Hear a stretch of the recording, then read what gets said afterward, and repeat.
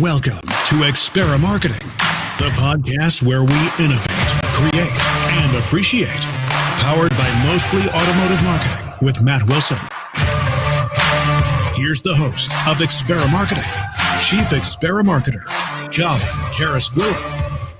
Hey there, everyone. How are you? It's Colin Carasquillo. If you don't remember me from 2020, it's the same old guy with the same old marketing insights, except they're not old. They're new. They're forward-thinking.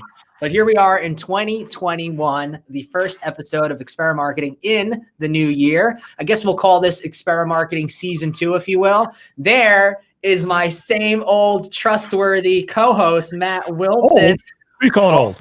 Well, I just told you actually beforehand, for those of you who are listening yet not watching, Matt has this beautifully clean-shaven face where I have this beard now. And I said, Matt, you look like you've digressed, in terms of age, 20 years. He's got his party shirt on.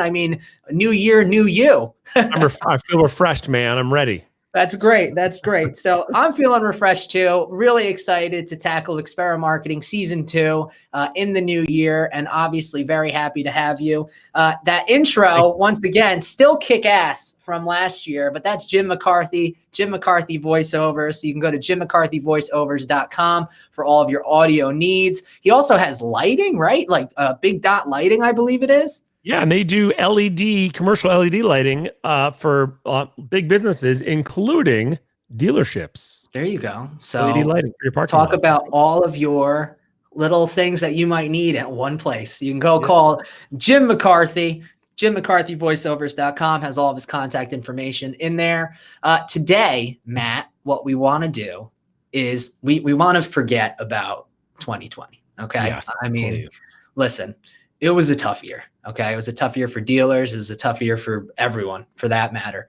I like to say that I looked at it optimistically, right? We had our challenges. How do we rise to the occasion? And in the dealer space, I think there actually were a lot of dealers that did, right? They made the best out of what they were given. Okay. And kudos to the dealers. But with that stated, let's look forward. Let's look into 2021 and beyond. Yeah, man, the past is the past.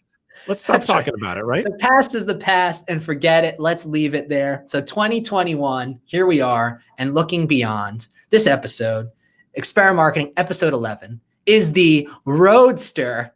See what I did there? The Roadster forward. You're the king of the titles of the episodes. You always come up with the clever title. I like it. You know what it is? I sit at home at night and I ponder and I have a cocktail or two. And then all of a sudden, the creative juices just start flowing. So as you can see from this creative title, so punny, the Roadster Forward, we're going to be talking with a very, very special guest today. All right. This is the Senior Vice President of Sales and Business Development. It's Amit Chandarana from Roadster. There he is. How you doing? What's up, gentlemen? How are you? All right. We're doing well. Like we said, we're very excited. We're finally in 2021 and get to leave the woes of 2020 behind us. I was very excited to flip the calendar, and thanks for having us on. We appreciate it. Absolutely. No, and thank you for doing what you're doing. So with that stated, Amit, tell us what makes you you, my friend. Give us a little introduction for those out there listening. Yeah, no problem. Again, I've got some cool responsibilities. I don't know what the title means anymore at Roadster, but been here for quite some time. And as a small startup company, that means you're just wearing every hat. But the efficacy or the background is most of my time was with the OEMs, was with Toyota for a long period of time, also a short time with FCA. Ventured out of OEM space to Edmunds and learned a lot about car companies while you're not working for car companies, as you can imagine. And then joined Roadster about 4 years ago when we were still selling cars and pivoting this business towards licensing technology. We're an online and in-store or an omnichannel commerce platform for modern dealerships. We've also got partnerships with OEMs in multiple countries. So at the core of what we do is to try to make this a less painful transaction for customers and for dealers. But we always kind of take a look at both sides of that thing. But personally, I'm in Southern California. I'm an LA guy for the most part, mostly California. And I spend most of my time just, as funny as this sounds like you, man, shower think or thinking about the automotive industry. For sure. And at some point in here, my twin daughters, which are my pride, will probably roll in here and interrupt us and figure out why the hell we're taking up their space, because the office is really daycare. That's the world we live in, right? That's it. I know Matt has a similar situation. Matt, 2 kids, right? And same thing. It's kind of like you're in the classroom, the daycare, so on and so forth. Yeah, I'm in the office / playroom / classroom / laundry room. There you go. Which we built as a playroom, but no one ever plays in it anymore. I see.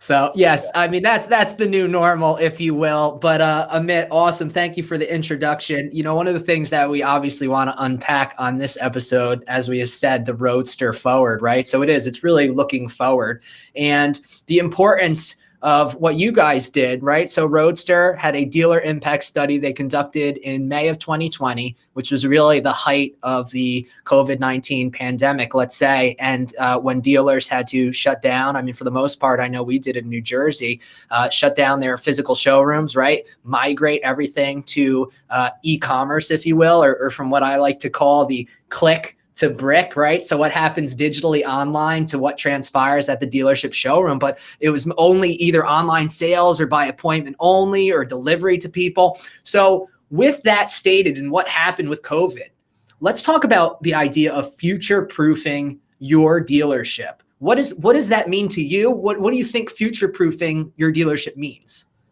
First, I mean, doesn't it seem like eons ago? Yeah, it does. We're talking about 8 or 9 months, right? I know, right? In the roller coaster, when we did that first dealer impact study, like you said, back in May, I think future proofing is not that complicated, to be fair. I mean, you could look to anything like Blockbuster or Sears, or pick whatever the newest large corporations who didn't evolve. Future proofing is just a component of evolution of how a dealership looks at its operations and how it can get better. And unfortunately, in some way, shapes, or form, I think we give our industry a little bit too much of a pass because we haven't necessarily done a really good job of it. And some of that's because of the resting of the laurels approach, or some of that's just because not having that forcing function there where you were required to do so. Mm-hmm. Nobody ever wished for a global pandemic or an economic recession or the things that we've seen over the last several months. But I think the silver lining that you're taking away from it is that dealers had the time and the bandwidth to actually future-proof their business and then required to do so. So I think future-proofing is just simply what everybody that is a business leader is tasked to do. Right. And that's kind of what we are here to help support. And this is kind of what some of the things that you guys are doing with this too.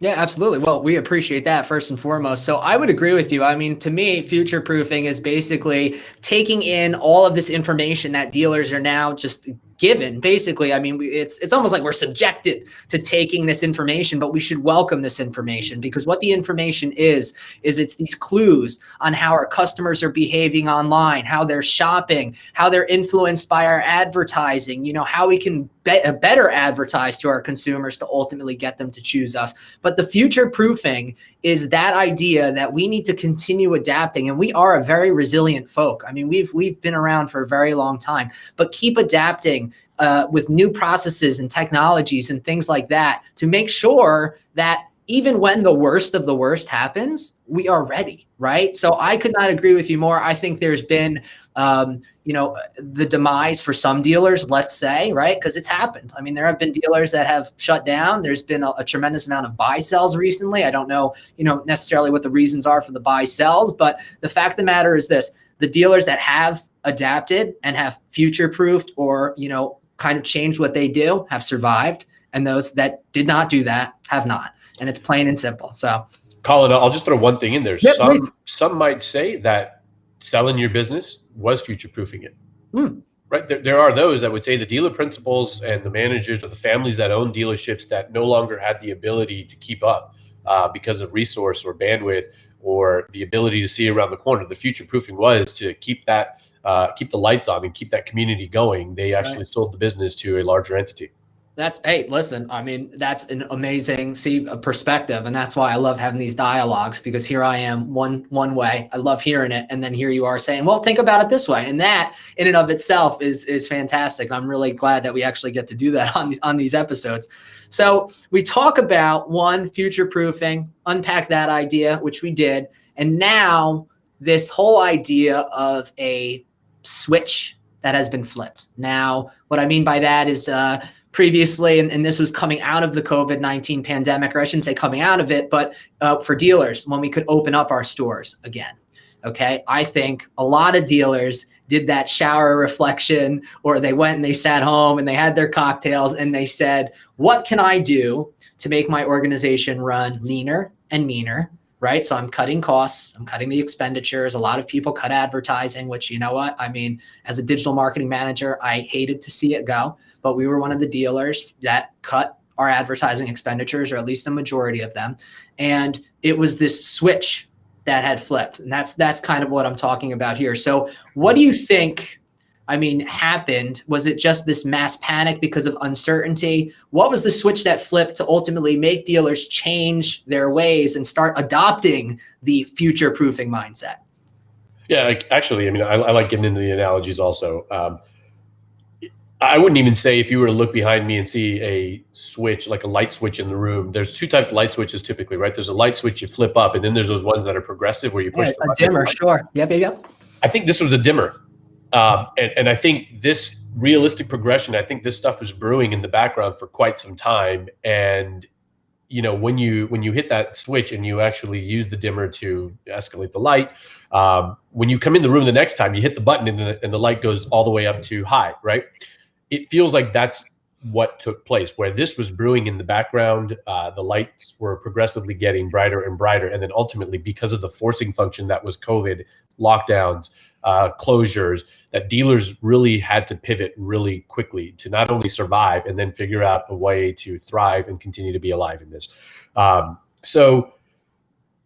We say this all the time. I've said it many times. The adoption curve that typically takes place in any new technology or product or service, that was contracted. There's probably 2 or 3 years out. Not only can you see it with us, who are the incumbents in digital retailing and omnichannel commerce, but I can't even count on my hands how many new digital retailing providers are, or how many other companies are now digital retailing providers or e-commerce platforms. Right. And I think that's just a product of the environment that is, quote unquote, the switch that you're talking about, or that realistic progression. Yeah, no, I think that's one, your analogy is even better than the switch analogy, because I would agree too that it wasn't just a on-off kind of thing. It was a off to start, and then people said, all right, let me start putting some money back in. And then, they say, hey, we want to either go all the way, full speed ahead, or now we know that we can do more with less. And then the beauty of it, which you talk about in the dealer impact study, is that dealers actually can do more with less. So can you unpack that a little bit? Is it just about efficiency and spend? Is it realizing that, hey, my audience might not be in the places I originally thought they were? And this isn't a shot at traditional media by all means, but, is it, hey, I'm going to stop spending, $10,000 on New York radio and put more of that into social media because my audience, the eyeballs are on social media, so on and so forth. Can you talk about that a little bit? Yeah, I actually think it came back to hunkering down to survival operations or operational. We always say this all the time. We're not a marketing function typically, and I know this is a marketing podcast, but we don't claim to be a marketing function by any means whatsoever. Your digital retailing platform, at the end of the day, should be an operational function. Right? It's retail. It's actually not even digital retail anymore. I think the customer and the dealership has evolved to where you have to start putting your digital operations at the forefront. The mausoleum and the $20 million facilities are important, probably more on the fixed operation sides than they are on the variable ops side. But every single customer is a digital customer, number one. And I think this industry started to see digital retailing as an operational expense. It's no longer a variable thing. You could almost have the lights go out at your physical location, but you could not have your website or your commerce platform go down. Correct. That was one of the biggest things. We just launched a Nissan store through the Nielsen Automotive Group. And I will tell you that one of the things that I probably lost hair over, although it was already on its way out, was just about, hey, if my website's not ready to go by the time you guys open your store, one, the only people that are going to find you, okay, they might do it just by walking into the showroom, but we know that's few and far in between now. If they can't find you online, they're not going to find you. You're not going to do business. You're not going to have these deals. You need to make sure, like you said, it's not even DR anymore. It's just that it's the retail. This is how retail should be. I love that, by the way. That's it. It's just R. Just R. Retail, Roadster, yeah. R, retail. It's all fits together. Yeah. And look, a sense of humility. Let me quantify this a little bit. We were certainly afraid of what was going to happen in March because we talked to a lot of marketing executives at dealerships and dealer groups because that's usually where digital retailing starts, right? You guys realize that it's necessary. We were certainly afraid when March came around. We didn't know what to expect, and we thought that we were going to see this attrition and this churn. And we really didn't see it at all. In fact, our lead counts and our phones blew up because I think folks like you realize that, I may not be spending money on the billboard and the radio ad, but I certainly have to find a way to conduct commerce. Right. So let me ask you that. I mean, you actually had mentioned it earlier in the episode today, but one, the push from OEMs to actually adopt these types of technologies. I will tell you, I know from FCA's perspective, right? So Jeep, Chrysler, Dodge, and Ram, for all those that might not know those acronyms out there, but there was a mandate. I mean, this was like, hey, everyone that is a Jeep dealer needs to have X, Y, and Z. And I think through the Chrysler push, I don't know the exact numbers of Chrysler dealers, but I want to say it's a very, very high percentage of Chrysler dealers then adopted the DR tools. Now looking at it from a bigger perspective, Amit, because you probably would know, how many dealers still kind of that light bulb, my little light bulbs, well, the light bulb did not flash yet. And how many people have adopted DR or in terms of the dealer world? Is there still so much that's out there? I mean, yeah, good question. There's still a greenfield. There's certainly some open white space out there in which dealers are not using some sort of digital retailing platform.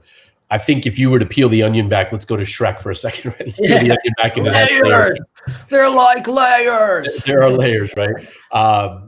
There are probably different classifications or definitions of what digital retailing is. I think there are those that think a payment calculator on your website constitutes a digital retailing platform. And then there are those that believe that if you can't do what Carvana and Tesla do today, then you're not a digital retailer. That argument is another episode and probably a 2-hour one, right? Yeah, we'll have you back. Great. Just signed up.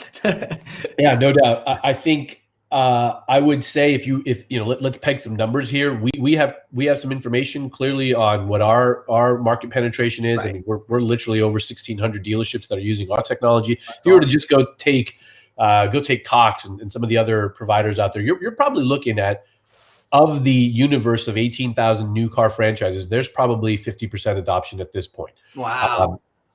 I would, and again, the depth of that varies. Right. Certainly. So it could just be a payment calculator, or it could literally be people that are doing like soup to nuts, like a Carvana or a Tesla. Yeah. But so it's on the spectrum, let's say. Yeah. But the fact of the matter is I'm going to say only, because to me, only 50% is crazy.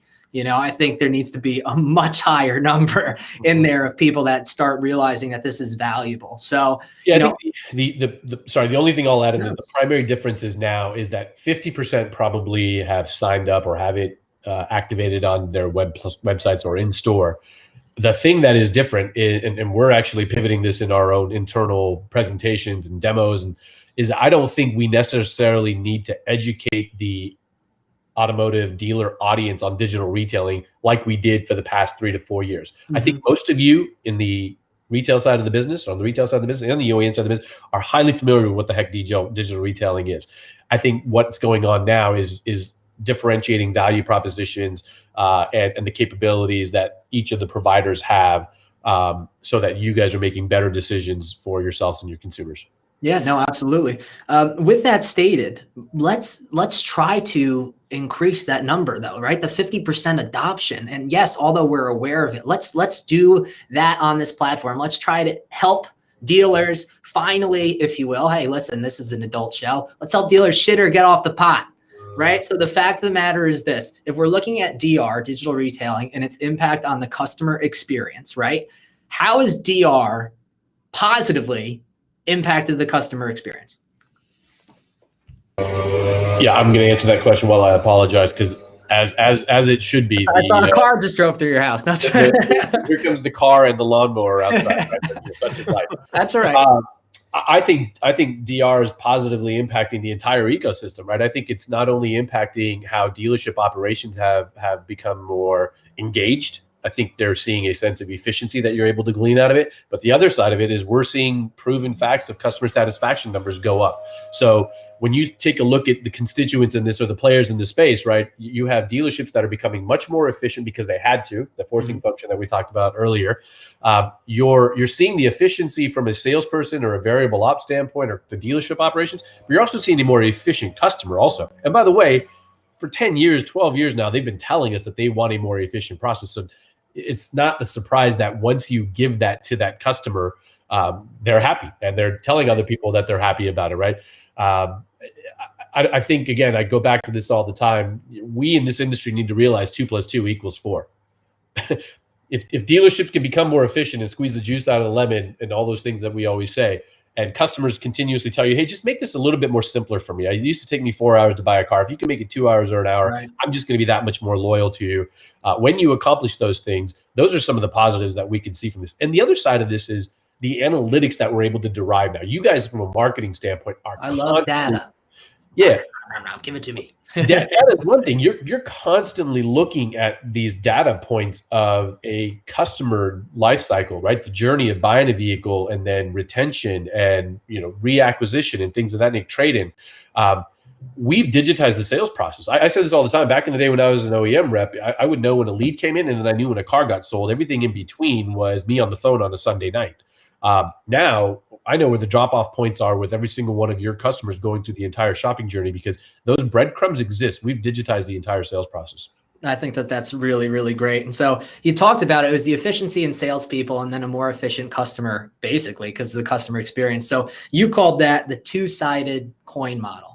And I really like that. And, I just want to show dealers, or tell dealers, that there's always two sides to this, right? And from our own perspective, right? So from a dealer's perspective, I'll give you another bad analogy, but I always said that digital retailing was like investing in stocks or playing the stock market. Okay. You want to get in low, right? You want to buy low and you want to sell high. So how long are dealers going to say, oh, I know digital retailing exists. I know my customers want it, but I just don't want to invest in it yet because I don't think enough people are using it. And we see that not everyone's taking it from soup to nuts and buying their cars online. So it's going to cost me X amount of dollars, and then I'm not going to get the return on investment I want.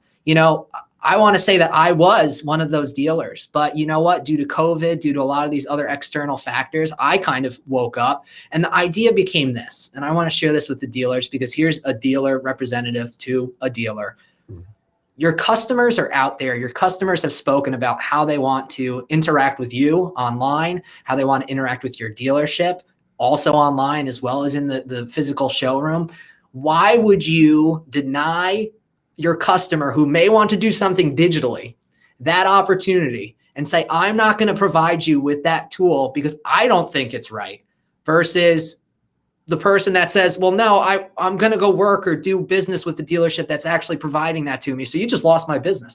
There's more and more of those people coming now. So why wouldn't dealers provide the opportunity for their customers to conduct business the way they want to conduct business? I mean, is that right? Yeah, I think to answer your question, why they wouldn't want to is probably why most of us don't do many things in the world. I mean, the reason I don't build rocket ships is because A, I'm not that smart, and B, I don't know how to. Ultimately, I think it comes down to the reason. Again, I think the ship has sailed on whether or not this is important. I think it's sort of like websites were in 2001 or 2 or 3, where there were dealers back in the day when I was a field rep, where dealers would say they were not going to enlist in getting a dealership website. Oh, no way. I'm not doing that. I'm going to make every single customer come to me. And they said, AOL is going to take over the world if I get a website, and blah, blah, blah. I don't think a dealership ever shut down because they had a website. I think dealerships would have shut down if they didn't have websites because of the access to information. It's sort of the same thing with digital retailing to whatever capacity and whichever partner you want to use. I don't think dealers are putting the objection or the hurdle up of, I don't need this any longer. I think what they are looking to do now is determine which is the best partner that fits their needs. How do they squeeze the juice out of the lemon? How do they most efficiently use that product? And then to your point, how do they measure the success of that, right? We talk about three things: engagement, efficiency, and satisfaction. And the satisfaction is on two sides, not only for the dealer to be able to utilize this tool, but for that customer to be able to also make it an easier process for them. So I don't think they're still asking whether or not they need it. I think they're asking, how do I use this to the best of our abilities now? That's very good. One of the things in terms of making it easy for the customer, I love this. I forget where I heard it, but I'm involved in a lot of different groups and things like that, marketing groups, but with a lot of thought leaders, including yourself that I look, up to, but like mom-proofing it, right? Mom-proofing the process. Like, can grandma do this? Like, how easy is it? Like, can your, older relative who might not be so technologically savvy go on and do it? So I think that's very important. And I actually really do appreciate that insight that, hey, dealers, might not be as against this as you think, that dealers are now realizing they need it, which is very, very, that's really hopeful to hear. And then that they just need to pick the right person. One thing I will say, and please let me know if you agree with this or not, because I think this is what we saw on our end, that basically digital retailing, the tools, there are tools obviously that, can do so much more than others, and they're utilized in different ways. For example, the dealer that thinks digital retailing is the payment calculator,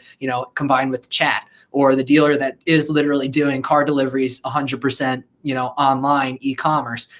Would you agree that 80% of digital retailing is basically a process that the dealer is providing or following for their customers and internally, and 20% is the actual technology itself? Or would you disagree with those numbers? No, I would agree, because I think it's our quote. Is it your quote? I think you stole that from me. Hey, listen, our quote is a loose term in this industry, right? Even myself, I think it was stolen internally. We get in trouble all the time because we're a technology, we're a software as a solution provider, right. Technology company, but we say it all day long. It's 20% tech. Once you sign up, let's be clear. Yeah. Once you partner with us, it's 20% technology, it's 80% change management. It's a process for sure. Right. So I don't disagree with you at all. I think it's your quote. You probably said it. I can't now, right? I'm already doubling down. Go back to what you were saying just a couple minutes ago, right? The dealers agree that this is a necessary positive impact, because it's not impacting grosses, guys. We see this. It's not impacting your F&I penetration. It's not impacting your negative grosses. Right. It's actually lowering your cost of goods sold. So somebody explain to me how those things are bad things, but that's another topic again. Go back to this.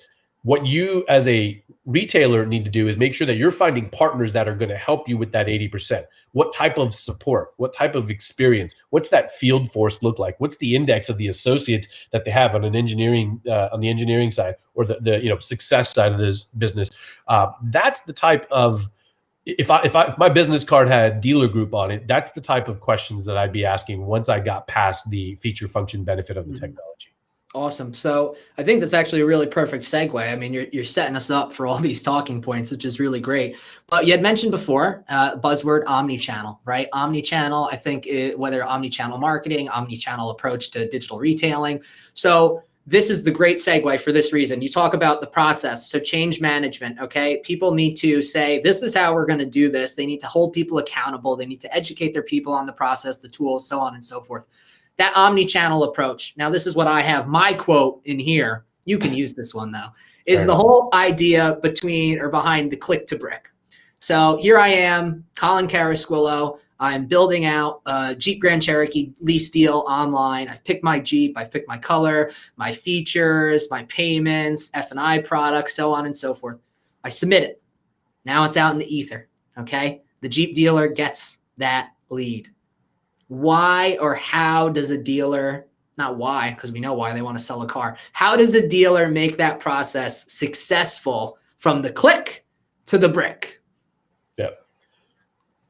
Don't take this the wrong way. The customer shouldn't have to submit a lead to do that anymore, right? The customer should be able to engage in a deeper level of commerce from the get-go by you facilitating a platform that allows them to go through and buy the vehicle if they see fit. Credit, finance, accessories, protection plans. knowing what the penny perfect pricing is based on what you guys are comfortable selling it, all melded with your value propositions as to why they should buy a car from your group. But if they so choose, and like most people are, right, because the numbers are probably 85 to 90% are still having some sort of engagement in an omni-channel way, then you've got to make that easier for that customer to be able to do so. Now, what I mean by easier is again, no brain surgery here. Look, let's use a couple examples, right? Those that would say, I'm not doing this until it's fully online. The largest car market in the entire world is California. To be fair, you actually can't buy a vehicle fully online in California. There are 2 signatures that are still required by the DMV that need to be wet. So that's happening on the hood of a vehicle via FedEx packaging, us taking you through FaceTime or whatever the case may be. So, Carvana still has 15 interactions that take place. You're signing it, they're on the phone, you're chatting. I own a Tesla. I bought that vehicle. I promise you there is an omni-channel experience to buy that vehicle, which is, the benchmark in this whole thing. So, I think the way to look at this, and maybe just to dial this into way more simpler terms, I think the retail industry at some point, and they're already starting to do those because I'm stealing quotes here, is that you look at every single customer as a digital customer, right? That process that they've started online needs to be picked up in store so that when they come in the dealership, it's a sense of efficiency, or vice versa, by the way. When we get back to a time where people are going to come in and kick tires and test drive first, let them go home and complete that process so that the process is just a complete process that is not broken by any means whatsoever. And the reality is it's better for you at the dealership, and it's better for the customer to be able to facilitate that. And again, it goes back to the Starbucks app. You use the app because it's technology to shave 30 seconds out of the process of buying coffee. But you still physically go, 99% of them go in to pick up that coffee at the location. No, I think that's a very good explanation. And that seems, what we're seeing here. And, I know you guys had your impact study. This was something actually just released, which I had mentioned before we started recording here, by Car Gurus. Now they're, interviewing a whole bunch of people that are in market for vehicles, what happened with COVID, why they pushed off their purchase, so on and so forth. One of the things I think is crazy here that I want to bring up, because it just shows the importance of having, not only a DR tool, picking the right, provider for you dealers out there, but then that omni-channel experience, making sure that what happens online is connected to what happens at the showroom and vice versa. But, pre-pandemic openness to buying was 35% out of these customers that were surveyed. April, which basically height of the pandemic, a month before you guys released, well, May was the height, but, a month before you guys released your impact study, 61% of people, you jump from 35% to 61% now are open to buying a vehicle online. Okay, they didn't originally think I'm ever going to do this. Just because of that pandemic, and some other like I said, let's keep using these light switches, these other switches that flipped, 61%. In June, so month, May passes, June, 60% still. Now to November, right? This is the most recent data they have. Still 60% of people open to buying a vehicle, or at least doing part of their purchase online. So dealers, we're not saying that people are going to do everything 100% online. A lot of you out there are saying they're just going to do partial deals on my digital retailing tool and they'll still come kick tires. Yeah, okay, they will. And you know what? That's probably what we'll see for a long time in our industry, right?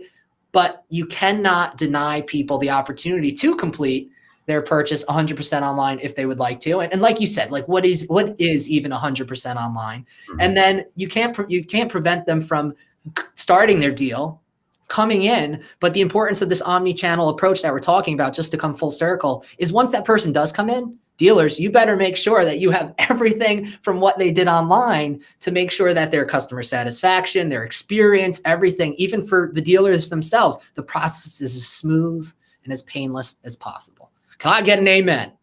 Not only can you get an amen, not only can you get an amen, I'd give you the greatest thing to do is give you a question for a question. Why would a dealer want to stop a customer from doing so? Why would? I'm sorry. Yeah. To your point, why? Why would a dealer want to stop a customer engaging further with that dealership? The easier you make it. I don't think I've ever had a customer come up to me in any situation said, I kind of want to pay a little bit more. Can you make this a little bit harder for me? Right? Exactly. Yeah. I mean, I hear you on that. And I think one of the biggest things that you said, so, I gave a basic example about building out payments and going through that. I think the next iteration or evolution, which is already happening. I know this is something that we, promote at our dealerships. And it wasn't me that said this one. I can tell you that. I think it was Brian Pash, but Brian Pash talks about conversational commerce.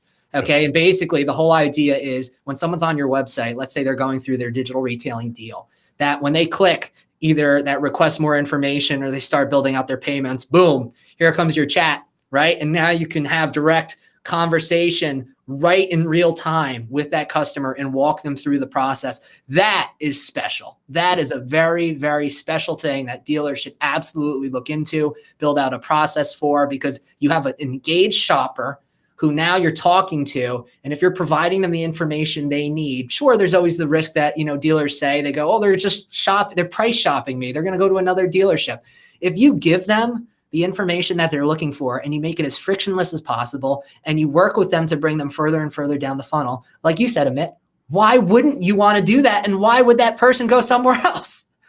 Well, the answer to the question, I think, has typically been because I make more money if I hide the information. And again, that's sort of the problem there is that ship sailed many, many years ago. So I agree. It's a good point. Okay. No, I mean, listen, I think that ship sailed and sank already. It's at the bottom of the ocean. So just a couple more questions here. Yeah. So we're talking about DR. Obviously, that's a big thing. It's going to be a big thing. The adoption was expedited, like you said, exponentially. What are your predictions on DR in the future? Let's say we say the next 10 years. How do you see it developing? What are your predictions? If you had your crystal ball. I think early stage, it just becomes more ubiquitous. It becomes an operational expense versus a variable expense. And then I think the next wave is some of the things that you were talking about. How do we incorporate conversational commerce, right? At Roadster, we're already knee deep into our product roadmap of including conversational commerce. That's great. It already applies. You can connect chat to your digital retailing platform so that you can guide that customer through the process. But we're going to make this a little bit more native in the coming months. So let's talk. I think the evolution of what's taking place with digital retailing, I think it's going to flip the script a little bit and go back into being an in-store capability also. Whether or not it's 3, 6, 9 months from now when people start coming out of the pent-up demand of being stuck in these houses and they want to go back into the dealerships, your digital retail process or your retail process will probably be at the forefront. So I certainly see more of an omnichannel approach to digital retailing. It really has gone back to e-commerce over the last year, right? Mm-hmm. I think it's going to go back to an omnichannel approach, number one.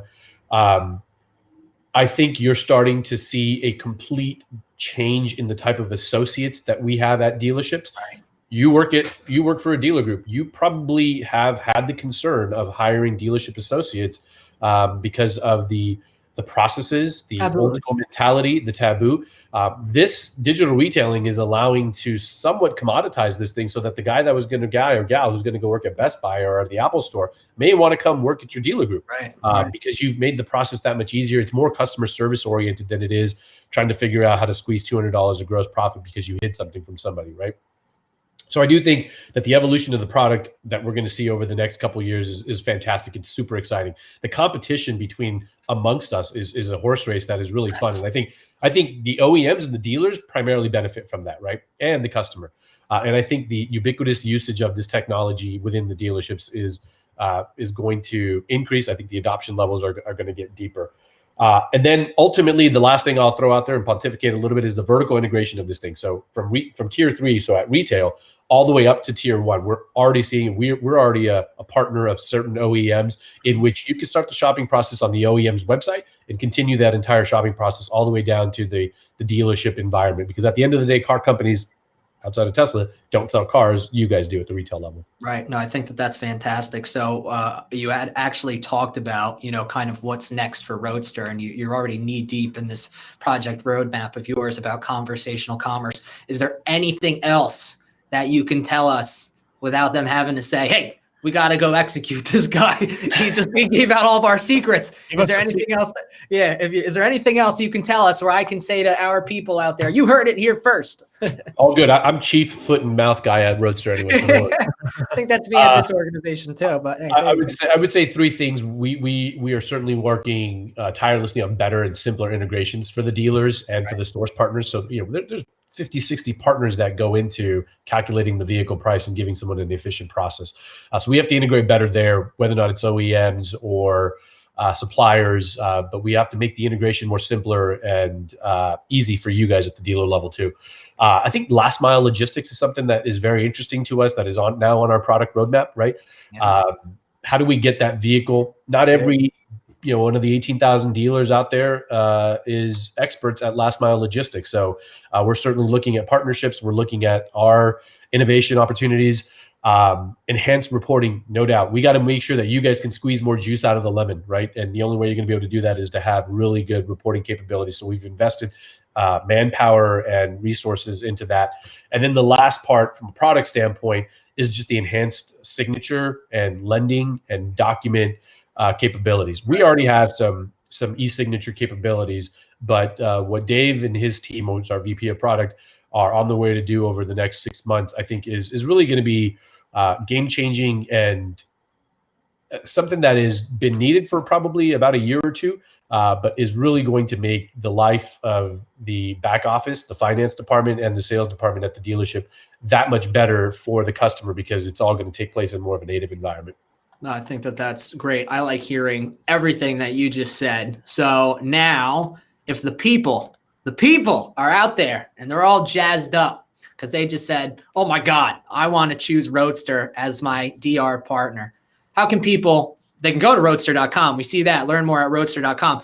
But how do they get in touch with you? I don't know if you're the one they specifically speak with or if there's other people within the different, divisions, which I'm sure there are. But is the best bet, go to roadster.com. Is there an email you want to plug? Yeah, listen, hey, anytime anybody want to get a hold of us, they can certainly go to roadster.com. If I could take the shameless plug opportunity, NADA is coming up and we're not going to be out there in person sharpening knives. So we put all of our efforts into our opportunity to help the industry. So we're actually offering $9.95 for the first 3 months for the next couple of months. So through March 31st. So we want to give dealers every opportunity to get on this train and get better. You can always reach out to me. Mine's pretty easy, Amit at roadster.com. But if you went to roadster.com, we're going to get you taken care of pretty quickly also. Awesome. So we appreciate that. Once again, let's actually plug that promotion. It's on roadster.com, but get your first 3 months for $9.95 a month. And then Amit had just gone into some greater detail, but it's all on roadster.com. Guys, take advantage of it. That honestly is a tremendous, tremendous deal. And I shop around the lot for a lot of these things for the 9 stores in the dealership group. I'll tell you that's a good one. So, with that, take advantage of it. Go to roadster.com, Amit at roadster.com, email address if you want to reach out to Amit. I'm sure as much as, I see you on a lot of podcasts, you're very active. I really appreciate that. You build a lot of stock in yourself. That's awesome. But I think we're going to give you a whole bunch of more conversation that people will now be reaching out to you. I hope you can handle it. So with that, we appreciate it. Thank you so much and Happy New Year to you guys. Hey, Happy New Year. All right, everyone. Thank you very much. That was Amit Chandarana, Senior Vice President of Sales and Business Development at Roadster. Matt, wow. You see the steam coming off of my head? It's because we just learned a lot and my brain is saturated, but it's saturated with a bunch of good stuff. The two things that stood out to me, it was real quick. One of them was real quick, and we kind of glossed over it. Was, what are reasons that dealers, hold out from making a a digital retailing investment in the platform in the process? And we glossed over it real quick, but is one of them still fear of showing their cards, a dealer showing their cards to customer? That's insane. I know. Transparency. It's transparency. I think, He's shaking his head. Yes. Let's look him back. He can sit behind the scenes and still, we know. Yeah. I think transparency is key. I know that's something that a lot of dealers, when, and I'd like to consider myself a forward thinker. There's other people out there that are much more forward thinking than I. There's always a brighter, redder, faster Ferrari. The fact of the matter is when I go talk to my general manager who, ultimately I influence the decisions, he makes the decisions. when you say, hey, maybe you should show this information to the people, he says, well, we're going to lose opportunities that way. And I love the guy, but that mentality, I think, has to change. That has to change. So, for dealers out there, if you're listening and you're still at that same mentality where someone's going to see your price online, they're going to say, or a customer would say, I'm going to take that price and go shop at another dealership. Like, hey, guys, wake up. They're already on your website and they're doing their shopping. They're trying to build out payments. I think they're pretty low down the funnel. You might want to talk to that person and capture that opportunity. So with that stated, I want to say that this episode was brought to you by Dealer Marketing Magazine, and that's dealermarketing.com. They are our partners in this. We actually get to interview. We're lucky enough, Matt and I, we get to interview and do podcasts with their expert panel. The expert panel is curated expertly. Okay. And there's every single thing that you could want on there in terms of automotive. I mean, really, marketing, fixed ops, sales, so on and so forth. You name it, they most likely have it. And then, of course, you can come listen to us in Matt's silky smooth voice. And thank you. And then also this episode brought to you by Roadster, which once again, you can go to roadster.com. That is the e-commerce platform for the common dealer, right? Basically, I want to say, and Amit said no, downplay it, but revolutionizing the way that dealers can sell cars and the way that customers can ultimately purchase their vehicles. And then finally, all in marketplace. Now, I'm a big proponent. That's all right. This is real easy. allinmarketplace.com. I am a big proponent of influencer marketing. And you dealers out there might say, what? Influencer marketing? That only works on a national level for makeup companies and food companies or alcohol companies. How's a car dealer going to do it? Well, the fact of the matter is this. There's a lot of people in your local market, hyper local, nano influencers, less than 1,000 followers, or micro influencers, 10,000 followers or less on these social platforms that your audience is glued to. All right. These influencers are in your market. They don't know how to get connected to you, the advertisers. They want to help you out. They want to show their followers the great stuff that you do by building a partnership with you. And perhaps if you're a Jeep dealer, they want to show the Jeep Wrangler that they drive off-roading. Well, create a partnership together. All in Marketplace is the marketplace for influencers where you get to flex your influence. Are you on social media? You're passionate about something. You should have the ability to monetize it. Go to allinmarketplace.com, sign up for updates, whether you're an influencer or marketer, and you will get a nice little email response. But with that, stay tuned for All in Marketplace, influencer marketing 2021 and beyond. With that, That's a good read you just did there, because as you were doing it, I literally went in and filled out the form and I added myself to the list. As a marketer, you're the man. Thank you very much. I appreciate it. And with that, you guys want to stay tuned to us, stay in touch. Like and follow us on Facebook, Experimarketing, Mostly Automotive Marketing with Matt Wilson, as well as our YouTube channels, Experimarketing and Mostly Automotive Marketing with Matt Wilson. And once again, connect with us on LinkedIn. We want to talk to you. We love talking. Can't you tell I love talking? All right, guys. We'll see you next time. I love talking. I'll see you guys later. Thank you very much for tuning in. This is Experimarketing. Catch you next time.